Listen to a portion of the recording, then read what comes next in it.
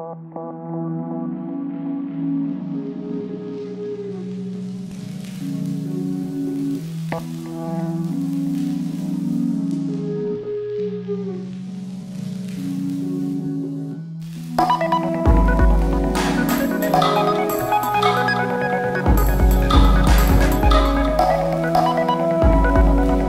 everybody, and welcome to Embassy Podcast.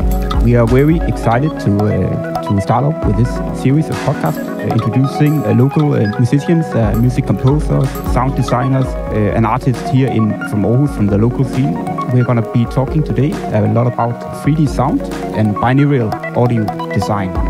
Today we are going to be talking with Sophia Sagaradze, who just recently graduated her master's degree of electronic music from the Danish Institute of Electronic Music here in Aarhus. So it's very excited to have her here today on the podcast. Shout out to Beatcraft, shout out to FEUM, shout out to Aarhus Sop and many other institutions who are helping us to make this organization of Embassy and all the stuff we do with the podcast, with the residencies are a reality. And with this in mind, how are you doing, Sophia? Welcome today to the podcast. Hey, thank you so much for the invitation, and I'm also excited to talk a lot about my music and space and 3D moving sound and so on. So yeah, amazing. And maybe we can just talk a little bit about this idea of binaural recording. Maybe if you can tell me a little, just to the casual listener, a little bit, explain what is binaural sound design and what effect can you create from a storytelling perspective? Yeah, about the binaural recordings, I would maybe start talking about the space in music and in compositions, which is not so new, and it has been always in the future in ancient music as well, that people were experiencing sound and around them and not just coming from the center or coming from the stage. Right. But luckily, with this technological developments, we are also allowed to do more movements in between speakers or in between the headphones.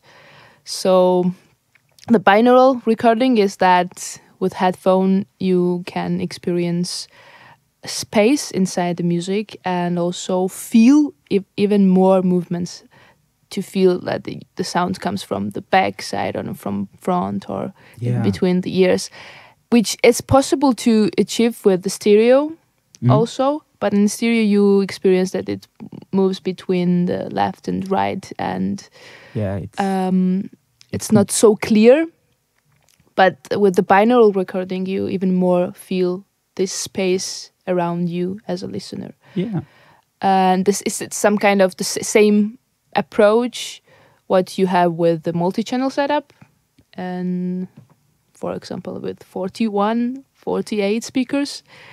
But yeah, this is the recording. Yeah, for sure. And definitely, I would say binaural design is a way to mimic more a natural kind of like soundscape in a way.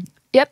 And to direct to put emphasis on this multi-directionality of the sound. So if let's say you're used to listening to a stereo mix, you will be used to listening to certain kind of like placements in the stereo field. It's like a stereo image. Yep. So in that way, when you are talking about multi-channel formats and you're talking about omnidirectional sound and you're talking about 3D sound and binaural sound, suddenly it changes the entire field of where you can place audio elements within a mix. Yeah. So I, in your experience, how is it working with this in this design you have been creating? It's for me it adds another dimension also to feel the music and to experience music. And I should also say that binaural recording is just for headphones, so it's not possible to listen the speakers, the stereo speakers. Right, yeah. So you should definitely use headphone and listen. And if the people gonna listen the composition what we what I'm sharing now with them, they have to also listen with headphones and not with 2 speakers. And it gives you even more possibilities to think about even more about the layers, and also kind of find another space also to put different elements into the compositions. And also when I was working on my master thesis, I was reading a lot of research about that, and it was really obvious that the listener can detect the different elements easier when they listen this binaural recording or with multi-channel setup, because it's even more obvious than separately. Yeah, exactly. It's like the natural kind of like sound you would encounter. And can you talk a little bit about, now we talked about multi-channel format, but maybe let's delve a little more into what exactly it means for people who are not familiar with max processing, for instance, and these multi-channel formats. So maybe if you could just explain a little bit about your background in some of the works you have been creating, in some of the research you have done as part of DIEM and as an independent artist. In the beginning, for me, when I found out about this multi-channel setup, the first feeling what you have is that, oh, this is 3D moving sound, and you feel that the sound is moving. But in the end of my research, I found out that there is even more possibility to use multi-channel setup than just move sound in space. So 3 main approaches was that one is moving sound, second is to create space, some immersive space. It doesn't have to move, but it feels that you are in the middle of something and in the center. And the third was that use this 40, in my case was 41 speakers, as an independent speakers, as an independent voice like choir, which was helping me to use them as sound effects as well, not just panning type, was also sound effect. So it was really great to find out that I was not using even a lot of effects on my composition and in my max patch, for example. Yeah, right. And I was just playing with the speakers with delays, and I was having different results.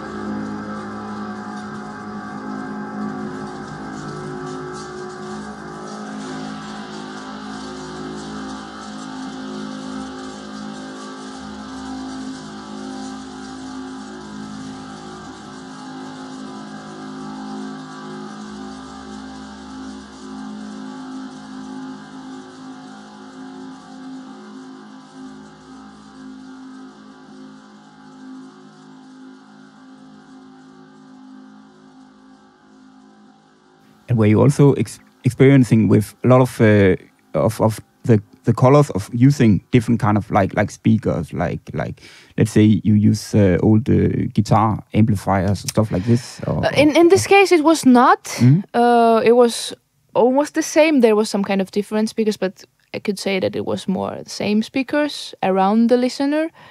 But of course, there's another way to use different kind of speakers and use them as the different colors of the sound and right. play with them. And I'm really open, and I think I will work more in this direction as well, to use different speakers and control them. And this is the great. I'm always saying that sometimes this 48 speakers sounds so difficult, right? But it's not like that. No. To compare 4 to 48 is a big difference, but not so much. And this technical development gives us a lot of possibilities to do this really, really easily. If you know few details about them, and then you just control easily. And it doesn't have to be also, you don't have to use Max, and you don't have to build up with the SPAT plugin something. You can also use Reaper, which is free, really easy. Do what you want to do. And also you can approach this moving things with binaural, for example, thing in Ableton as well. Yeah, because it's just about routing the output channels into different sections. But if you want to have a binaural and just move in the space, you can also combine with the reverb and the compressors and changing this gain levels. You can have this imitation of space. But now with just one plugin, you're just able to do every movement easily. It's amazing. Sophia, can you tell me a little bit, like what kind of like thoughts go into designing like a multi-channel kind of like it's like a landscape. I always think about it because it's something you move around and all of the sonic like characteristics it changes around you. Like if you are moving in nature, you know, like what kind of like ideas goes into the storytelling really of designing. It's kind of like world building. Almost, I should say definitely, and maybe I had to start with this composition in the way that in the beginning I had the question like, why am I using 48 speakers when I can use 2 speakers and do kind of same? It's music, so why am I wasting energy? But behind this composition, for example, which is my main composition for now, this vague, is the story is about one's then centralized perception of the universe and like some kind of boundary line between the reality and the reality. Right. And then I'm trying to pretend the space as our mind, and I have some kind of connections with the movements and my ideas.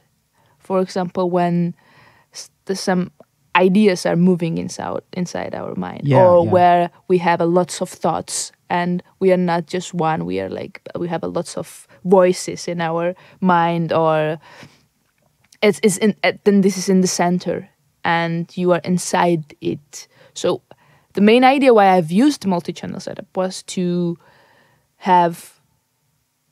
pretend as a mind, to have surrounded sound, immersive sound, and to put audience in the middle and not pointed to the stage, and to create another experience for them than just line between the what really stage. Comes to mind when we're talking about this binaural audio and we're talking about 3D and multi-channel is to me is a lot about virtual reality, you know, and how this technology is gonna like live in the future, you know, as part of maybe a more immersive experience when it comes to augmented, basically creating augmented and virtual designed worlds, you know, and also for the sound design, like how you can move in a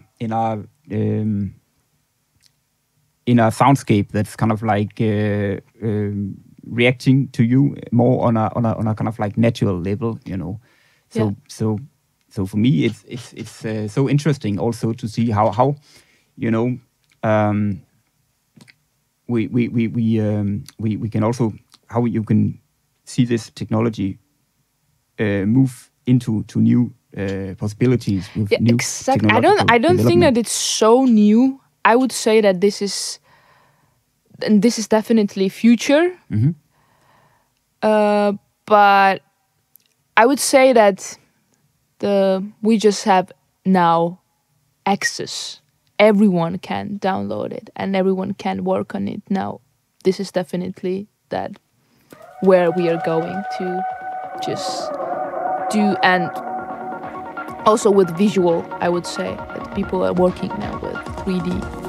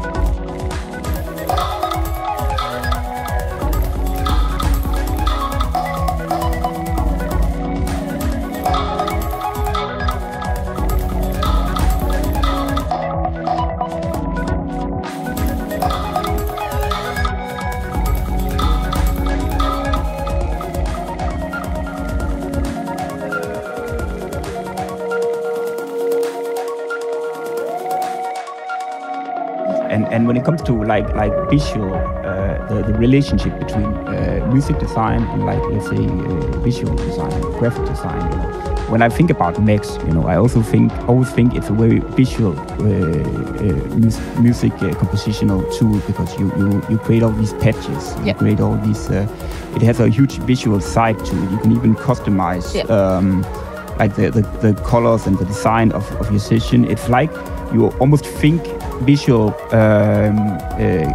the visual side of the music as part of the composition of the audio. Also, it's blending these two worlds together, you know. Yeah, you technically see where your sound is going. Sometimes you're even not listening and you're just watching how your sound is moving between the listener.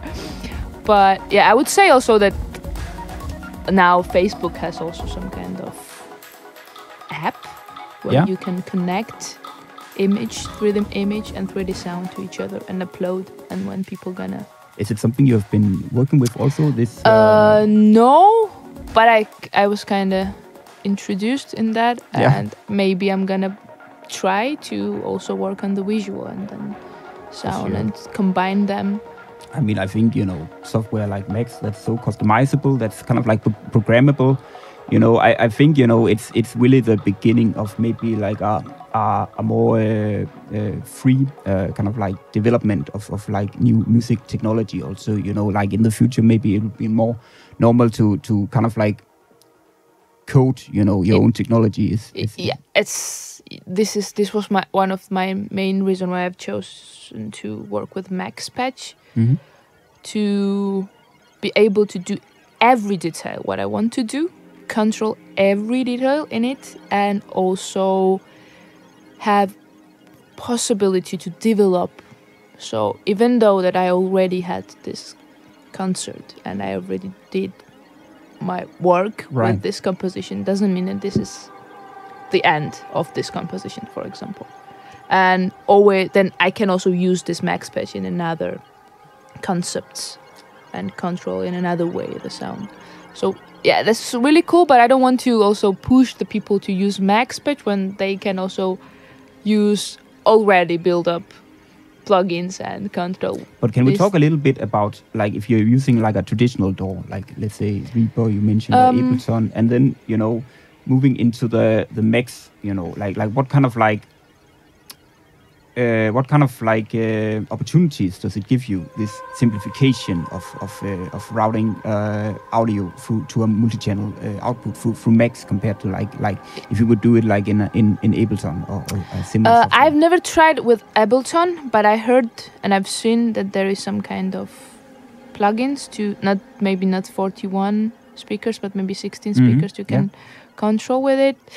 I've tried Reaper, and it's also really good. And if you want to have fixed composition, maybe it's good to use Reaper, because sometimes I'm using, but mostly I'm using Max, because also I'm using Max as my instrument to also control sound. So in my composition, one thing was to have specialization, the space, but also one second really big topic in it was that my goal was to take one sound source, and I was just taking the cello material and build up with this one material whole the composition. So in the composition, what we've listened was that every sound material is just cello, and then I'm just live processing everything in it and then putting in the space. It's like an ecosystem emerging from one source. Yes, it was like life cycle to like put one thing and then develop. Wow. So, and then Max gives me this possibility to create a lot of layers and control in the live, and then also control into the space.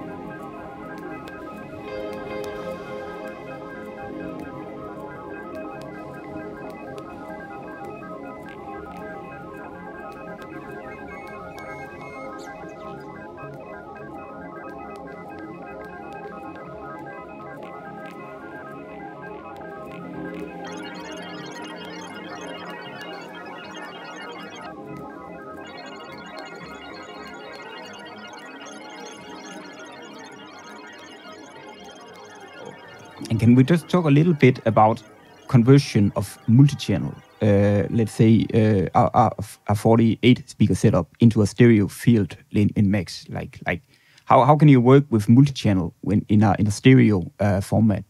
Like this is the binaural, I guess. Yeah. Like if you because sometimes you're not able. Mostly you're not able to work with 48 speakers. I mean, you can't practice every time. I was kind of lucky because at conservatory I was able to go often. But still, but still it's not so easy. So then you have a binaural decoder.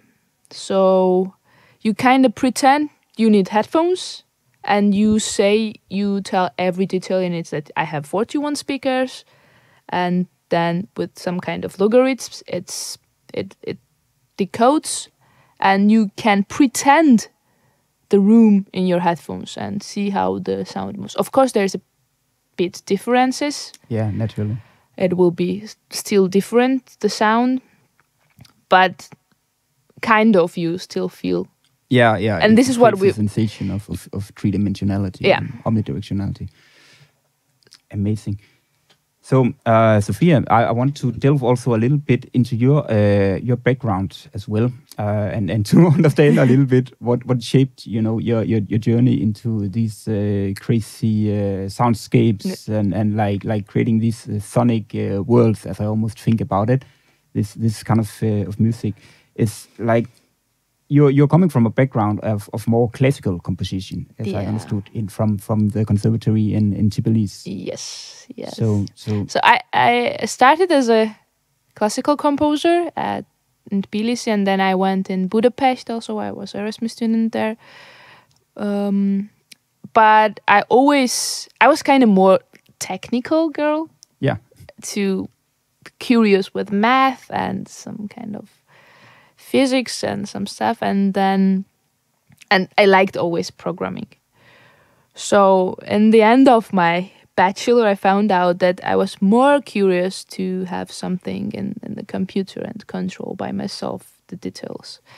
And then I suddenly appeared in Denmark, and I was so new. I really have to admit that I started 2 years ago to make the electronical music, and I feel kind of new also. Before then, what was your tradition? Was it like I was piano player, and then I was doing contemporary classical music for instruments. Serialism or this kind of stuff. I would say that it was not framed, but I was I don't know. I would say that I kind of feel that I found myself now. What I want to do. It was more just I was gaining the knowledge. I was trying some stuff, but I was not satisfied what I was doing. Yeah. I don't think that I'm so satisfied for now, but I kind of like you never are. Yeah, I kind of like the direction where I'm going. Yeah, right. And I feel more safe or more calm in the way what am I doing and the patching max or creating this kind of plan what I want to do and how to control the sound and where to put and so on is more interesting for me for now. But yeah, of course I should admit also that this classical background really helped me to work with the compositions, work with the form, work with imagination even more, because there's a big difference in classical composition. You more imagine. You don't have sound. You don't work with the sound. You work with sheets. You write. You write the idea, but you never know how it will sound. And maybe you also have more motivic, like you use the idea of creating more like motives also. And conveying storytelling through that process. And one thing that's also always striking me about, especially symphonic works of classical composition, is it is actually multi-channel. You know, it is. If you look at how the symphonic orchestra is built, you know, it's made to kind of like resonate in like the natural, kind of like emulate the natural soundscape in a way that places you around with the acoustics also of the concert hall, and like, so it's definitely, I see a very clear link between these kind of classical composition and more contemporary, like electronic music using these multi-channel. I mean, I should say for me, I was also mentioning in my thesis that it was like working with orchestra or working with the choir. Yeah. But also, you add also still orchestra you have in front of you on the stage. But some of the composers, also in the Georgian folk music, I could say that there was 2 choirs, or people were dancing around the listeners, so the sound was still moving. It's not that we found out now that sound is moving or sound should be moved, but we just trying to put and more this kind of stuff in it and have this technical approach to do that. For sure, yeah. But yeah, definitely it's so good to have the kind of different backgrounds and different knowledge to them. So I just to have one last question for you. It's more about understanding like your background from Tbilisi, from Georgia. Like how would you compare electronic music design and music composition and the music scene generally from your home city, Tbilisi, to compare to how like the design, how the music scene for electronic music and in general works here in Aarhus? Like, do you have any works on this?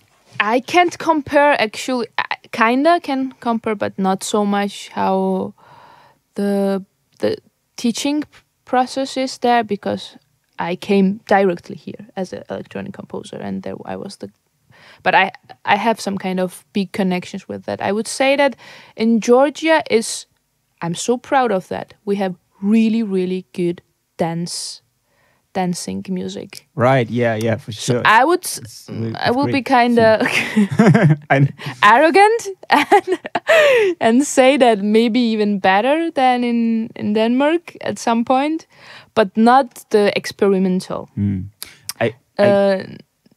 Yeah, if I can just quickly comment, I think, especially like the dance dimension of like electronic music has been and a lot of times maybe even underdeveloped here in Denmark, because especially maybe even in Aarhus, because it's been always like put in a very kind of like stigmatizing kind of category of like raves essentially, whereas maybe you have more room to experiment with more like experimental stuff that's seen as more like as more like artistic work and not so much like this rave culture. Yeah, that's how it's seen. We have this rave culture. Yeah, exactly. Kind of ambitious.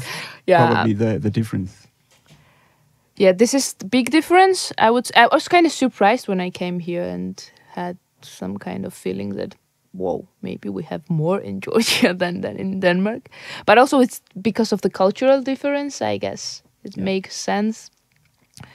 But of course, as a composer, as an experimental composer, I feel a bit more connection in Denmark, and I feel that I can do what I want to do even more freely than I would be able to do in Georgia.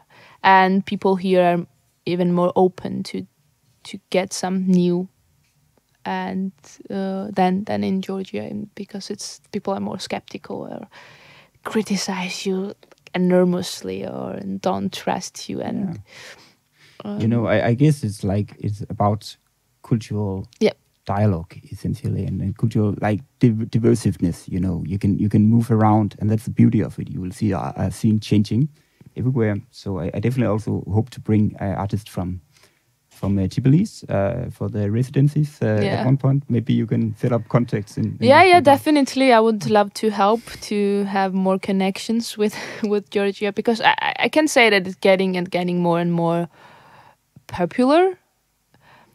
More, of course, more this dance music, but still lots of people are into, and they are trying also then to work with the modular synthesis or the sound design. And because of this century, you have access on many things. So it's not that the countries are blocked now. Every artist can just connect the other countries and see what's going in there and develop. Yeah. So we don't have anymore, I would say, this lack of the information. So we should use that. Amazing. I will say thank you very much, Sophia. It was amazing to have you here today on the podcast. So thank you very much. It was so nice, and good luck. Thank you, and likewise with your newfound life as a graduated music composer.